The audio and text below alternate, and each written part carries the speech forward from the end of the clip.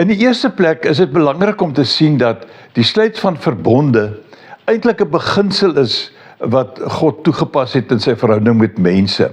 Sover as Noag in Genesis 6 vers 18 is daar reeds word daar reeds melding gemaak van so 'n verbond. En dan sien ons dat God het aan Abraham verskyn en met hom 'n verbond gesluit in Genesis 15 verse 18 en 17. Nou daarna is daar verskeie beloftes of dan verbonde wat God met Abraham gemaak het. En sommige van hierdie was natuurlik persoonlik vir Abraham en ander was eintlik met betrekking tot hom en sy mense. Maar baie interessant dat baie van hierdie beloftes ook eintlik kan ek sê internasionaal van belang is tot vandag.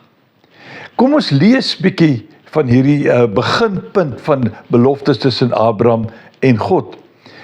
In Genesis 17 vers 5 staan: Jy sal nie meer Abraham genoem word nie, jou naam sal Abraham wees, want ek maak jou die vader van baie nasies. So dit is die verandering in die betekenis van die naam van Abraham. Maar nou kom ons by vers 15, in 'n baie interessante eienskap in die sluit van verbonde, kom hier na vore. God het ook nog vir Abraham gesê, jy moet jou vrou nie meer Sarai noem nie, haar naam is nou Sarah.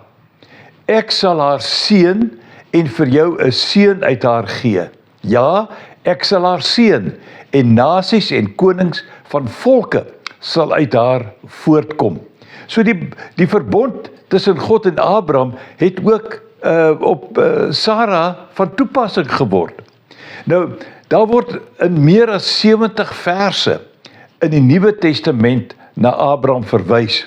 So ek reeds gemeld het, daar is duisende beloftes wat gemaak is, maar ons gaan nie na al hierdie beloftes kyk nie, maar dit is so dat die evangelies en verskeie ander verwysings na Abraham dui, en dit meestal op die Jodese verbintenis met hom as hulle voorvader. Ons gaan dan nou 'n bietjie konsentreer om dit nou vir ons almal makliker te maak op die Nuwe Testamentiese verwysings na God se verbonde met Abraham en ook hoe dit op ons van toepassing gemaak word in vandag se lewe. Wat 'n wonderlike ontdekking wag nie op ons nie. En loop mooi.